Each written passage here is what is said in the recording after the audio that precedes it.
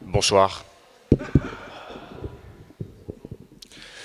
Nous avons l'honneur d'inviter ce matin un grand ami, Cyril Dion, qui fait partie, à mon sens, d'un des hommes les plus courageux, les plus brillants, les plus représentatifs de la révolte contemporaine et de la résistance qu'elle réclame. Par son travail, par sa militance, par son engagement tantôt politique, tantôt poétique, il est parvenu à donner une voix au grand silence de notre époque.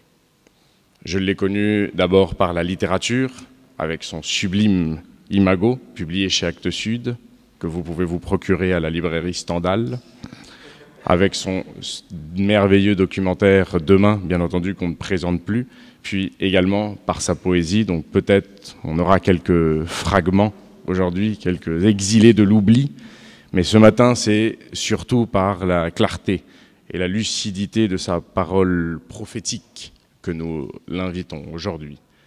Il ne s'agit pas seulement de prononcer la vérité, comme il me le disait tout à l'heure, il s'agit aussi de l'incarner. Et il le fait avec ses évidences, avec ses humilités, avec ses sacrifices. Alors aujourd'hui, à la Villa Médicis, Cyril s'adressera au monde d'hier pour nous parler des récits de demain.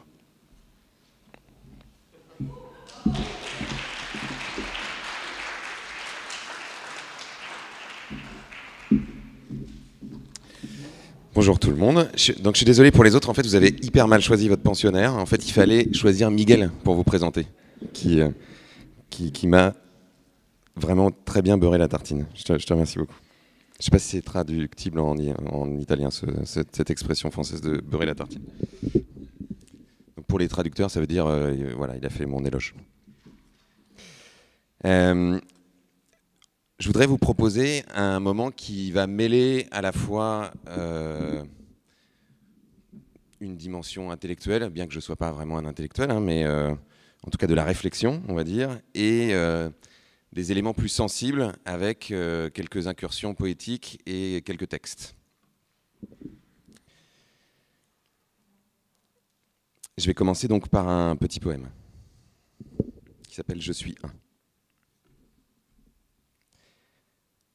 Je suis un de cette civilisation, celle de la mer piscine et des arbres pots de fleurs, celle des champs magasins et de la poudre allumette.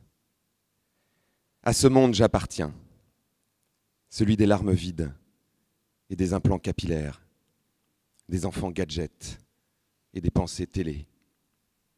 Je suis un des baraques interminables et grises, du lait médicalisé. Je suis un des trains et de la ferraille fracassante, des boîtes qui roulent et des putes officielles. Je suis un des carcasses et des corps gras, des chairs décharnées et des liposuctions. Je suis un des plaines d'asphalte au tronc cimenté, des plaines vertes au tronc de chêne et d'olivier. Je suis un de la terre chaude qui couvre les graines et des racines chimiques. Je suis un des baiseurs d'enfants. Je suis un des seins à 7. Je suis un des poches gastriques et des ballons d'alcool. Je suis un des miséreux. Je suis un des carnes de soie et de satin. Je suis un des vieilles au foulard noir. Je suis un du frisson de froid, de faim et d'émotion. Je suis un de l'autre versant des neiges. De tous et d'aucuns, comme une gangrène. De ceux qui me peuplent comme un oracle, de ceux que j'embrasse et que je représente, moi qui ne suis que moi seul. L'idée de la poésie est de dire que finalement, en fait je suis hyper engoncé derrière ce truc. Ça vous embête beaucoup pour la caméra si je bouge? Ah oui, ça vous embête beaucoup. Bon, ok. Non, j'aime pas avoir ce truc entre moi et vous. Bon, c'est pas grave, je reste là. C'est vrai? Oh, super. Je peux même prendre ce truc-là, non? Je peux prendre ce micro-là ou pas? Le type qui n'a pas du tout envie de faire comme tout le monde. Ça va là? Ouais, super. Voilà, c'est super. Je me sens mieux sans avoir une table entre moi et vous. Pourquoi essayer d'avoir une approche intellectuelle et sensible? Parce que, pour moi, la chose à laquelle on est confronté avec cette notion d'anthropocène, c'est finalement quelque chose de relativement inimaginable. Il y a un philosophe australien qui s'appelle Clive Hamilton, qui récemment disait, d'une certaine manière, nous sommes tous climato-sceptiques, parce que la charge émotionnelle et l'ampleur de la catastrophe qu'on nous annonce sont absolument impossibles à intégrer dans notre vie de tous les jours. Donc on est obligé d'être un petit peu climato-sceptique pour pouvoir continuer à fonctionner d'une certaine manière. Ce que nous racontait Agnès, ou ce que disait Valérie Masson-Delmotte, c'est-à-dire ces trajectoires que les scientifiques essayent de brosser en tirant les courbes finalement de plusieurs phénomènes, à la fois le changement climatique, à la fois la disparition des espèces, que les scientifiques appellent la 6e extinction de masse, à la fois l'érosion des sols, la déforestation, la pollution des eaux, le fait que nos océans sont en train à la fois de s'acidifier, mais qu'il y aura bientôt certainement plus de plastique dans les océans que de poissons, que, comme le disait Jean-Pierre Dupuy, ces phénomènes-là vont provoquer à la fois des migrations, à la fois des conflits qui seront certainement la source, enfin la conséquence de ces migrations, mais qui seront aussi la conséquence de lutte pour des ressources naturelles, à la fois pour l'eau, à la fois pour des terres arables.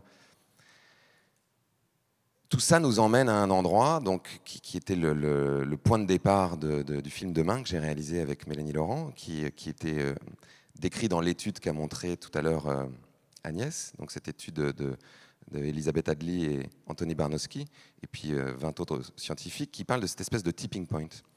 Et moi, à un moment, j'ai voulu tirer ça en disant, mais finalement, concrètement, qu'est-ce qui pourrait se produire? Donc, il pourrait se produire une infinité de choses. Il pourrait se produire un conflit nucléaire, tout comme il pourrait se produire une sorte d'effondrement en cascade des écosystèmes, comme nos amis scientifiques américains l'imaginent. On pourrait suivre la courbe du réchauffement jusqu'au pire scénario du GIEC, qui est en gros plus 5,5 degrés à la fin du siècle. Plus 5,5 degrés, ça veut dire qu'on a perdu très certainement 50% de rendement agricole. C'est-à-dire qu'un certain nombre d'études scientifiques aujourd'hui parient sur le fait que pour chaque degré d'augmentation, on perd 10%. Ça veut dire qu'il y a certaines régions du monde qui deviennent totalement inhabitables, notamment autour de l'équateur, certaines régions qui se réchauffent plus vite que d'autres, notamment les plaines au nord-ouest de la Chine, notamment certains endroits du Brésil, notamment une bonne partie de la péninsule arabique. Donc que tous les habitants de ces régions sont contraints soit à migrer, soit à périr. Ça veut dire que les conditions de vie sur Terre se transforment de façon radicale. Quand on avait rencontré donc Elisabeth Hadley et Anthony Barnowski pour Demain, ils nous disaient finalement les températures auxquelles on pourrait arriver si on va à plus 5, c'est des températures que n'a pas connues la planète depuis plus de 3 millions d'années. Or, il y a 3 millions d'années, la plupart des espèces qui vivent aujourd'hui à la surface de la Terre n'existaient pas. Donc on n'a absolument aucune idée de la façon dont on pourrait s'adapter. Il y a des scientifiques qui vont encore plus loin, notamment le directeur de l'Institut de recherche climatique de Potsdam, qui lui avait fait une sorte de scénario en 2009, où il estime qu'à plus 5 degrés, il pourrait y avoir seulement 1 milliard d'habitants sur cette planète. Pas 7, pas 8, pas 9, pas 10. Donc on est face, d'une certaine manière, à une perspective d'effondrement, comme Jean-Pierre le disait tout à l'heure, qui est étudiée par les collapsologues, et qui peut prendre des formes tout à fait multiples. Effondrement possible dans le futur, mais effondrement qui a déjà lieu dans le présent. La disparition de la biodiversité est déjà une forme d'effondrement. On a déjà perdu 60% des populations d'animaux vertébrés ces 40 dernières années. On a perdu 80% des insectes volants en Europe ces 30 dernières années, 30% des oiseaux des champs, qui notamment se nourrissent d'insectes. C'est considérable. On est déjà en train de faire face à cet effondrement-là, dans une forme de silence, d'atonie. Et moi, j'ai toujours, depuis que je me suis intéressé à la question, en gros depuis 2006, quand j'ai participé à créer un mouvement qui s'appelle Colibri avec Pierre Rabhi, cherché à comprendre pourquoi on était aussi muet, impuissant, les bras ballants devant un tel constat, devant une telle catastrophe. Et surtout, qu'est-ce qui pourrait être de nature à déclencher une forme de réaction de notre part qui soit à la mesure de cet enjeu-là? Le problème qu'on rencontre le plus communément quand on parle de ces sujets avec tout un chacun, c'est qu'il y a une espèce de dissonance cognitive hyper forte entre l'ampleur du problème et la capacité de chacun d'entre nous à réagir. C'est-à-dire qu'on se dit, en gros, OK, à quoi ça va servir? Là, par exemple, Miguel se moquait de moi parce que j'étais venu en train et que ça m'a pris 19 heures porte à porte de chez moi à ici, au lieu de prendre un avion comme tout le monde qui aurait mis 1h30. Et d'une certaine manière, qu'est-ce que ça va changer que moi, j'ai pris ce petit train tout seul dans mon coin, alors que pendant ce temps-là, 14% des émissions mondiales viennent du charbon en Chine? Honnêtement, pas grand-chose. Et donc, il y a une espèce de réflexion qui se fait en chacun de nous, qui est une espèce de pondération qu'on fait entre les gains et les pertes que ce qu'on va mettre en œuvre dans nos vies va occasionner.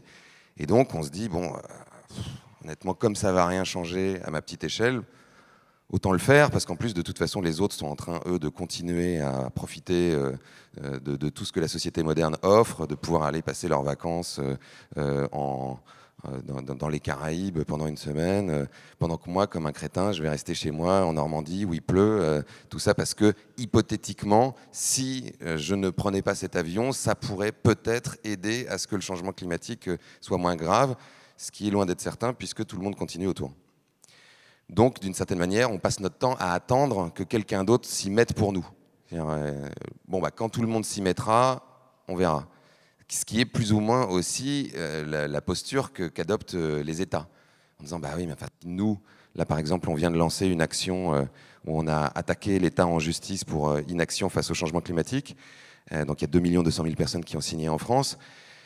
Et il y a des voix qui se sont élevées pour dire mais c'est complètement stupide, qui étaient notamment certains sénateurs là, qui disaient mais on fait déjà énormément, on fait mieux que les autres pays, et puis qu'est-ce que ça va changer si nous, la France, on arrive à un certain nombre de résultats alors que les plus gros pollueurs, encore une fois, c'est la Chine, l'Inde, les États-Unis, donc ça ne sert à rien. Donc ne commençons pas, laissons les choses dériver jusqu'au moment où en fait on ne pourra plus réagir.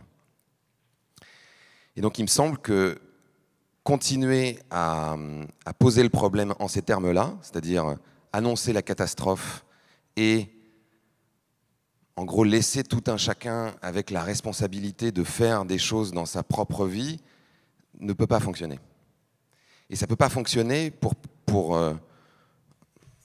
plusieurs raisons.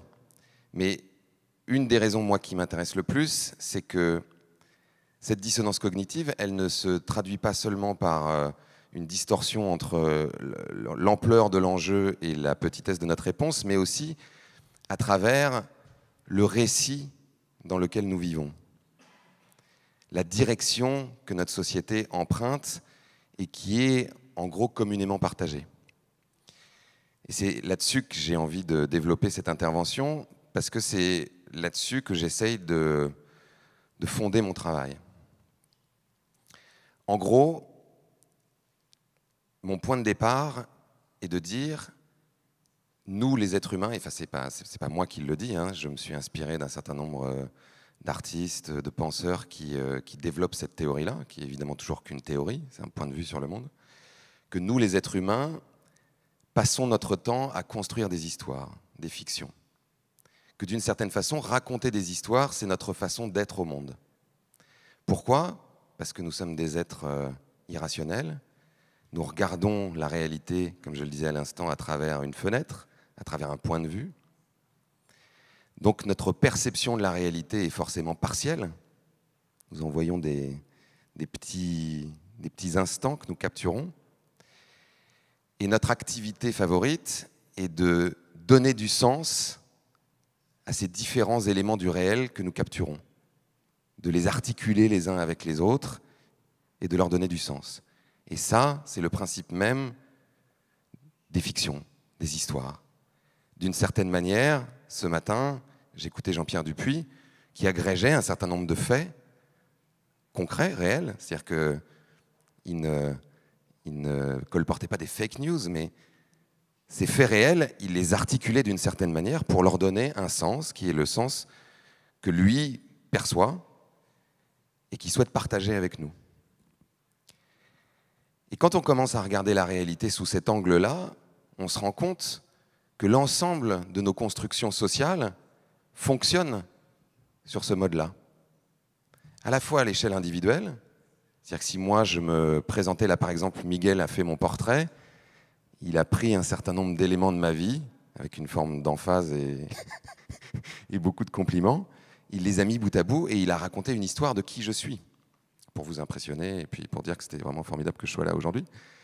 Si vous aviez demandé la même chose à ma femme ou à mes enfants, par exemple, ils auraient pu prendre des éléments tout à fait différents de ma vie, les articuler d'une toute autre façon, et j'aurais eu l'air d'être une personne absolument différente.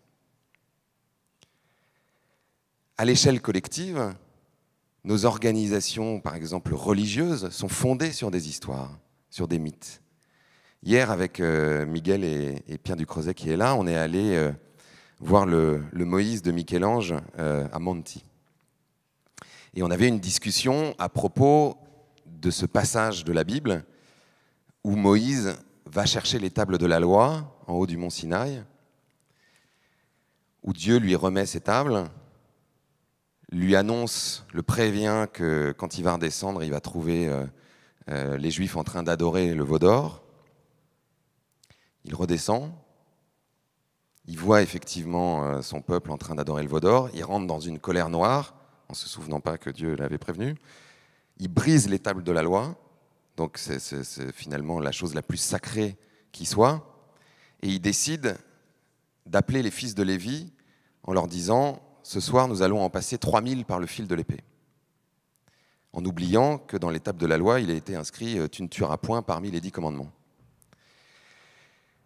Et moi, jeune chrétien, à l'époque, j'ai arrêté depuis, mais quand j'avais une 12-13 ans, en lisant ce passage, je me suis dit, mais où Moïse est un dangereux psychopathe, ou il a des problèmes d'amnésie extrêmement préoccupantes, ou c'est un schizophrène, je sais pas, enfin, mais il y a un problème. C'est-à-dire que ce type monte chercher les tables de la loi, il emmène tout son peuple avec lui, tout ça pour redescendre, les briser et faire exactement le contraire de ce qui est marqué dedans. Et quand j'ai posé la question à un certain nombre de théologiens, de prêtres, ils m'ont dit « Ah oui, mais alors en fait, il y a une raison tout à fait simple à une forme d'incohérence de ce passage, c'est qu'en fait, c'est l'agrégation de plusieurs traductions qui ont été faites à des époques différentes et qui, à un moment, ont été rassemblées. Et donc, effectivement, bon, ça colle pas tout à fait bien à certains endroits de l'histoire. » Je dis « Ah bah oui, d'accord, mais alors vous avez gardé ça comme étant la parole de Dieu dans un livre divin, et il y a des centaines de millions, voire des milliards de chrétiens qui continuent à penser qu'il faut puiser dans cette parole pour construire le fondement de nos sociétés. C'est un problème. Quand j'ai eu l'occasion dans ma vie d'organiser des congrès israélo-palestiniens, et ensuite j'ai organisé le premier et le deuxième congrès mondial des imams et des rabbins pour la paix, j'ai discuté avec beaucoup de théologiens juifs, musulmans, etc. Et j'ai appris une chose que j'ignorais, c'est que le Coran moderne avait finalement résultait d'une accentuation, c'est-à-dire qu'à l'origine, il a été écrit dans une forme d'arabe qui n'était pas accentuée. Et en fait, quand on accentue ce qui est écrit, on lui donne un sens qui peut varier de façon assez importante.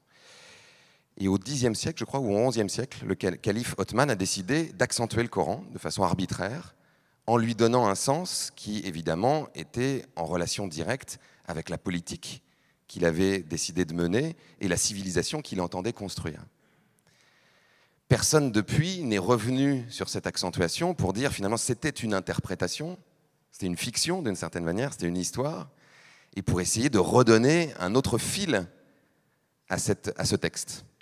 Il est resté comme étant le texte fondateur, le texte sacré d'une bonne partie de l'humanité, en tout cas d'une bonne partie des personnes qui font partie des religions monothéistes. Quand on lit Le Royaume d'Emmanuel Carrère, c'est aussi très intéressant de voir que le christianisme, au départ, s'est propagé autour de la Méditerranée par Paul, donc que les chrétiens appellent Saint Paul, qui n'avait été témoin d'aucun élément de ce qu'on peut trouver dans l'Évangile. Jamais rencontré Jésus, jamais rencontré ses apôtres, enfin si, mais plus tard. Donc c'était absolument pas un témoignage de première main, c'était un récit, c'était une histoire.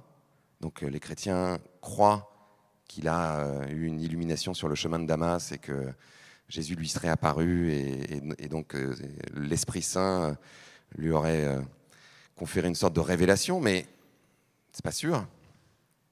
Donc on peut aussi se dire que c'est une histoire qui l'a touché, bouleversé, et qu'il a ensuite transmis cette histoire, et qu'il a continué à la tenir à bout de bras avec les épîtres aux Corinthiens, aux Éphésiens, pendant des années et des années, jusqu'à ce que des circonstances historiques, c'est-à-dire le fait que l'Empire romain choisisse d'adopter la religion chrétienne, lui donnent cet essor. Mais au départ, c'est finalement un conteur qui a alimenté les différentes communautés primitives du christianisme. Donc pour moi, et c'est ma lecture de ça, les religions font partie des grandes fictions, des grands mythes, des grands récits dont l'humanité s'est dotée pour construire du sens commun. Beaucoup autour de la transcendance et du fait de donner une explication à notre présence sur Terre, mais aussi pour régir un certain nombre de comportements alimentaires, relations entre hommes et femmes, etc., etc. Nos systèmes politiques, d'une certaine manière, obéissent aux mêmes règles et au même fonctionnement. D'une certaine manière, le communisme est un récit, une histoire, du fait qu'on peut créer de l'équité entre les différentes composantes d'une société et que cette équité-là est a bien plus de valeur, d'une certaine manière, que d'autres systèmes politiques, typiquement, à l'époque de la guerre froide, que le capitalisme et le fait que certaines personnes puissent s'enrichir de façon déraisonnable par rapport à d'autres qui ont relativement peu. Aujourd'hui, pour moi, ce qu'on appellerait le libéralisme, le capitalisme financiarisé, la religion de la croissance économique infinie, a remporté la bataille des récits. Et l'a remporté de façon éclatante, à tel point que des régions entières, je pense notamment à la Chine, à l'Inde, à une bonne partie de l'Afrique, à une bonne partie de l'Amérique du Sud, a tellement intégré ce récit que la plupart de ses habitants aspirent à faire partie de cette histoire. Cette histoire dont un des fondements, d'une certaine manière, est plus on va accumuler de possessions matérielles, plus on va accumuler d'argent, et plus on va être heureux. Et plus on va arriver à une forme d'aboutissement de notre civilisation, qui passera par le progrès technique, la science, donc la possibilité, pourquoi pas, du transhumanisme, d'aller voyager à l'autre bout de l'espace, etc., etc. Et ce récit-là, aujourd'hui, se heurte à d'autres récits, le récit de l'effondrement, le récit des inégalités, c'est-à-dire des gens qui disent « ben non, moi cette histoire-là qu'on m'a vendue comme étant civilisatrice, comme étant une sorte de parachèvement de la civilisation, ben, je ne peux pas en faire partie ». C'est notre histoire de certains gilets jaunes en France, avec 1 200 € par mois. Non, ce que vous me vendez à longueur de journée dans les publicités, ben moi je peux pas. J'essaye pourtant, et un certain nombre de personnes essayent. C'est ça qui est assez tragique, c'est que on a des chiffres par exemple qui montrent que moins les personnes gagnent d'argent et plus elles vont dépenser de l'argent dans des signes extérieurs de richesse ou des éléments qui vont permettre de ne pas trop être décroché socialement, typiquement un grand écran plat, une grande voiture, pouvoir avoir un smartphone dernière génération, etc. Et ça se heurte à des limites physiques, c'est-à-dire le fait qu'un certain nombre de personnes, comme l'Institut Momentum, comme Jean-Pierre Dupuy depuis un certain nombre d'années, disent si on continue à développer ce récit, on va vers des catastrophes, on va vers des conflits, on va vers des effondrements des écosystèmes. Et donc pour moi, une des meilleures armes, entre guillemets, une des meilleures réponses immunitaires qu'on puisse proposer à cet effondrement, c'est de participer à inventer de nouveaux récits. À construire des récits qui soient suffisamment puissants pour qu'ils puissent contrecarrer cette espèce de rouleau compresseur du récit dominant, qui aujourd'hui continue de bénéficier, si on faisait une sorte d'allégorie militaire, qui continue de bénéficier de l'essentiel des troupes. Je ne sais pas si vous connaissez cette anecdote-là, mais qui est assez révélatrice de la capacité, par exemple, qu'ont eu les États-Unis à colporter ce récit, à colporter leur culture d'une certaine manière, à la diffuser dans le monde. Après la Deuxième Guerre mondiale, au moment où les Américains donc, négociaient le plan Marshall avec l'Europe, ils ont envoyé un homme qui s'appelait Eric Johnson, qui était à la fois président de la Chambre de commerce et à la fois représentant de l'industrie cinématographique, et qui a négocié, en échange des milliards qui étaient dépensés pour le plan Marshall, de pouvoir disposer de 60% des droits de diffusion sur les écrans de cinéma européens. C'est-à-dire que dans l'ensemble de l'Europe, 60% des films qui allaient passer soient des films américains. Ça n'était absolument pas innocent, et à l'époque, Eric Johnson l'a formulé très clairement en disant que le cinéma était une arme de guerre contre le communisme. La capacité, justement, de prendre position sur ces territoires, de les coloniser avec la culture américaine. Bien avant, quelques années avant, les dictatures comme le nazisme ou comme le fascisme en Italie ou comme le stalinisme avaient eux aussi théorisé le fait que les récits, et particulièrement à travers le cinéma qui commençait à émerger, Goebbels passait une partie de son temps à faire des films souvent assez mauvais, mais qui étaient des instruments de propagande de son régime, étaient des outils extrêmement puissants pour souder la population autour d'un sens commun.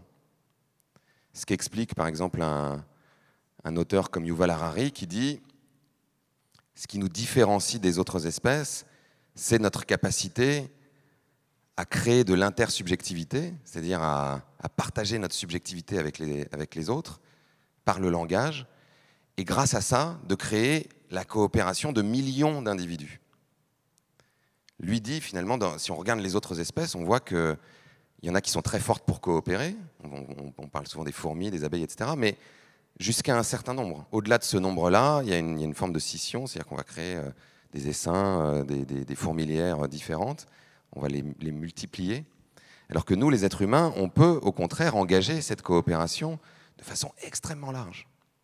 Et pour lui, le meilleur outil pour y parvenir, et pour partager cette subjectivité, pour créer cette coopération, ce sont les histoires, ce sont les fictions.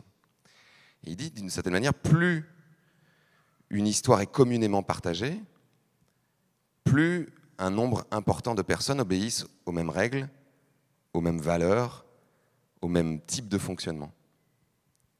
À ce titre-là, on peut se dire qu'actuellement, dans le monde moderne, une des fictions les plus puissantes, une de celles qui a le mieux marché, c'est la fiction de l'argent.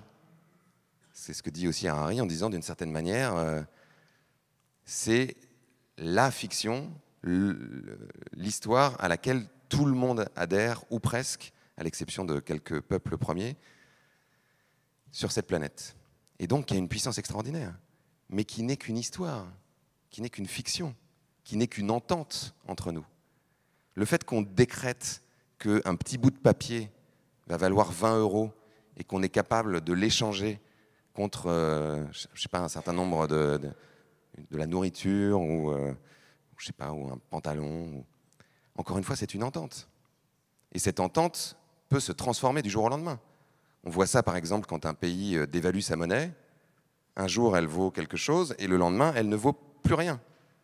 Et il faut aller avec des brouettes de billets à la boulangerie. On le voit aussi sur un certain nombre de structures politiques. C'était très frappant, et je crois que c'est Harari qui dit ça aussi, de voir au moment où l'URSS s'est effondrée, l'URSS existait un jour, il y a eu un traité qui a été signé par toutes les régions qui faisaient partie de cet ensemble-là, et le lendemain matin, l'URSS n'existait plus, en tout cas en tant que structure politique, alors que c'est quelque chose qui paraissait absolument impossible 15 ou 20 ans auparavant. Parce qu'encore une fois, on a été capable de remettre en question cette fiction. De la même manière, dans l'histoire, un certain nombre de fictions ont été remises en question, comme l'égalité entre les hommes et les femmes. Pendant des siècles, les femmes étaient considérées comme un élément inférieur de la société, donc jusqu'à, je ne sais plus si c'était jusqu'au XVe siècle, enfin en tout cas jusqu'à il n'y a pas si longtemps que ça, si on regarde l'histoire de l'humanité, elles n'avaient pas d'âme, donc dans l'élément religieux. Elles ne pouvaient pas voter. Elles étaient exclues d'un certain nombre de cercles, de positions dans la société. Et petit à petit, cette conception-là a été ébranlée, à la fois par un certain nombre de personnes qui ont proposé d'autres récits, qui pouvaient être des artistes, qui pouvaient être des intellectuels. On peut penser à Virginia Woolf avec Trois Guinées, avec Une chambre à soi, qui ont ensuite été remis en question par des mouvements de lutte. Si on reste en Angleterre, on pourrait penser aux suffragettes, par exemple, qui ont été des luttes parfois même violentes.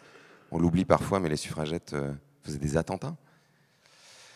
Et qui ont été remises en question et ébranlées par des circonstances historiques. Comme je le disais tout à l'heure avec l'Empire romain et le christianisme, en Angleterre, il y a eu une circonstance historique qui était la Première Guerre mondiale et qui a fait que un certain nombre d'éléments de la société, du fonctionnement de la société, ont été gérés par les femmes pendant que les hommes étaient au front. Et que donc cette idée, cette fiction qui disait bah non, en fait, les femmes ne peuvent pas faire ce genre de travail et elles ne sont pas qualifiées pour ça, a volé en éclats puisqu'elles le faisaient. Donc au sortir de la Première Guerre mondiale, la conjonction d'un certain nombre de ces éléments, et on pourrait en citer d'autres, et je suis relativement caricatural en ne citant que ces trois-là, mais c'est pour vous donner une idée, ont fait qu'une nouvelle fiction a pu s'incarner dans les structures de la société, et donc qu'on a accordé le droit de vote aux femmes. Ce qui s'est passé aussi avec les droits civiques aux États-Unis, avec Martin Luther King, qui, avec son I Have a Dream, finalement, a projeté une fiction différente, une histoire différente, en disant « Je rêve qu'un jour mon fils vive dans un pays où il est considéré par sa nature, la nature de son caractère, défini par la nature de son caractère plutôt que par la couleur de sa peau. »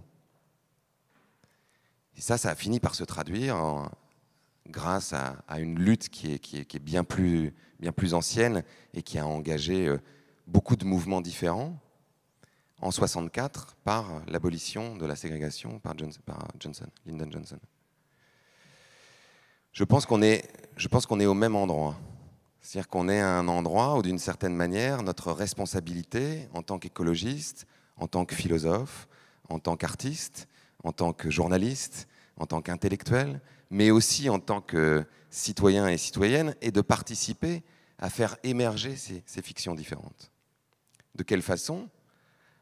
À la fois en produisant des œuvres, des romans, des films, des chansons, des poèmes, pourquoi pas ? À la fois en racontant de nouvelles histoires à notre propre échelle. À chaque fois que quelqu'un se met à vivre différemment, c'est ce qu'on a fait, c'est ce qu'on a essayé d'agréger quand on a fait le film Demain, par exemple. On a été voir des personnes qui disent moi, je raconte une nouvelle histoire de faire de l'agriculture. C'est-à-dire que l'histoire de ces dernières décennies, c'est pour faire de l'agriculture, il faut beaucoup de mécanisation, beaucoup de produits phytosanitaires, il faut tout raser pour faire des grands espaces de monoculture. Eh bien non, moi l'histoire que je raconte, c'est on peut faire de l'agriculture sans pétrole, on peut régénérer les sols tout en produisant suffisamment, on peut faire revenir de la biodiversité, on peut comprendre comment la nature fonctionne et essayer d'imiter un certain nombre de ces processus.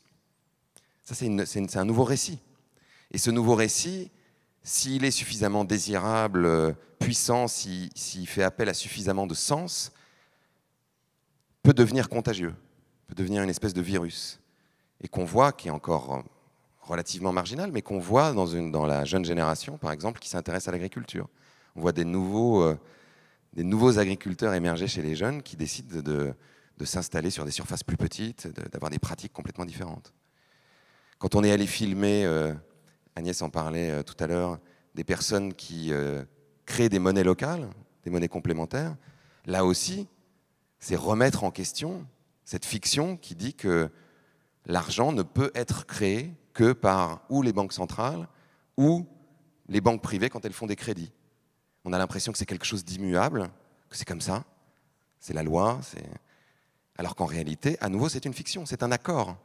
Et que cet accord peut être revisité, reconsidéré. Mais pour qu'il le soit, ça demande qu'un nombre suffisamment de personnes commencent à se raconter une autre histoire, commencent à prendre conscience qu'effectivement, retrouver le pouvoir de création monétaire est quelque chose qui a un impact considérable sur l'organisation de la société. C'est notamment parce que la monnaie est créée de cette façon-là qu'on est obligé d'avoir de la croissance tout le temps. Je ne rentre pas dans l'explication de ça parce que ça ferait une digression trop importante, mais on pourra en parler plus tard si vous voulez. Des personnes qui aujourd'hui font la promotion de systèmes sociaux et politiques comme un revenu universel. C'est-à-dire de dire on pourrait découpler le travail et le revenu. Et finalement, nos sociétés sont arrivées à un degré de productivité tel que on pourrait distribuer de façon inconditionnelle un revenu à chaque être humain à partir de sa naissance jusqu'à sa mort, et donc le mettre dans la position de pouvoir non seulement se protéger de la pauvreté, mais aussi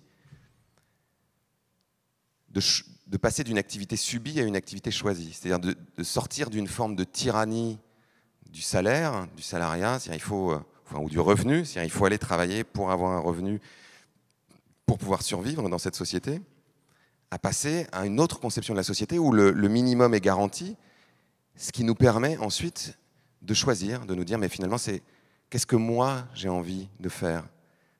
Quel est mon talent particulier? Comment est-ce que je peux l'exprimer dans la société? Comment est-ce que je peux le mettre au service des autres? Comment est-ce que je peux m'investir peut-être dans un certain nombre d'activités qui ne sont pas des activités purement rentables au sens capitaliste du terme, mais qui en réalité sont totalement nécessaires. Aujourd'hui, il n'y a pas de raison objective, par exemple. Enfin, il y a des raisons économiques au sens du dogme de l'économie de marché telle que ça fonctionne, mais si on regarde les choses avec un autre point de vue, il n'y a par exemple pas de raison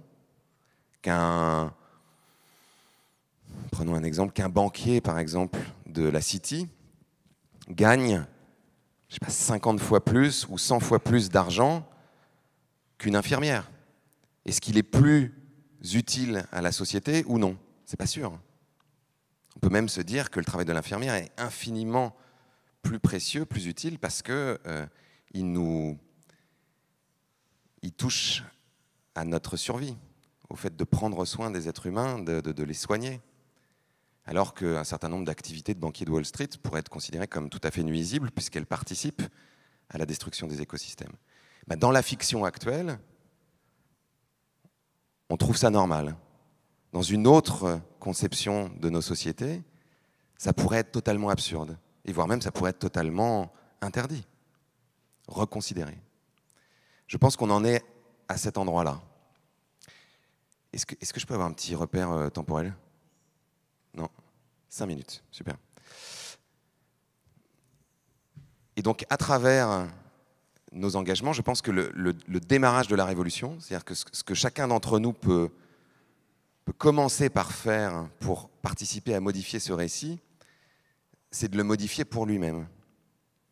Et de sortir de ce que je disais à l'instant, c'est-à-dire de cette fiction qui, depuis l'école, nous enjoint finalement à nous insérer dans cette société, à en devenir un bon petit soldat.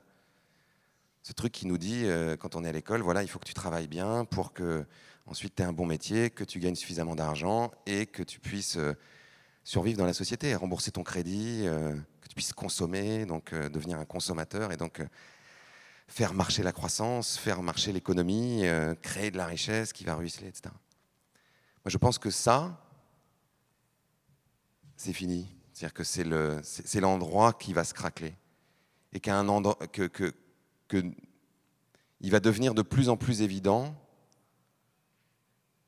que cette perspective-là, c'est-à-dire se dire on est sur cette planète pour être des producteurs-consommateurs qui vont travailler, quitte à faire un métier qui ne nous plaît pas vraiment, simplement pour pouvoir consommer et avoir quelques instants de répit pendant les week-ends, pendant les vacances, en attendant hypothétiquement la retraite, c'est trop faible.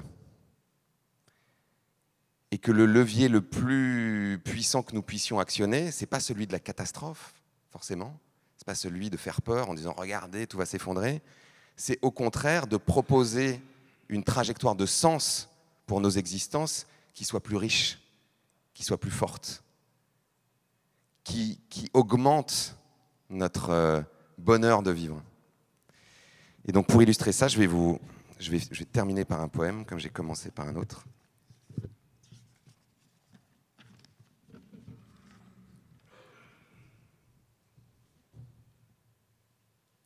Nous ne sommes pas nés pour recouvrir cette terre de mélasse grise, pas nés pour arpenter les allées des supermarchés, pas nés pour réduire en cendres les forêts. Nous ne sommes pas nés pour pisser dans l'eau claire, dressés sur les cuvettes immaculées, pas nés pour nous entasser dans les couloirs, les fumoirs, les tunnels, pas nés pour cracher le gaz gras, l'échappement puant, la brume noire des hauts fourneaux, pas nés pour les photocopies et la machine à café, pas nés pour les chips barbecue et les sandwichs triangulés, pas nés pour le carnage, le ménage, la télé, pas nés pour engraisser 10 hommes à lunettes, à bretelles, pas nés pour Wall Street, pas nés pour l'argent, pas nés pour Kim Kardashian. Nous sommes nés pour la pluie et le vent, pour les yeux énamourés, pour le culot sauvage et les outres de vin, pour les tombereaux de lumière, l'élan droit et clair, pour ma peau sur ta peau, pour ma main dans ta main, pour hurler aux cieux, rampants et rompus, pour abîmer nos semelles. Nous sommes nés pour l'horizon et les couchers argentés, pour les draps frais et le bois lisse, pour les mots qu'on murmure et les cascades de notes, pour l'ardeur et la fébrilité. Nous sommes nés pour être enfin ici, les yeux grands ouverts et le monde sous nos pieds, debout. Je vous remercie beaucoup.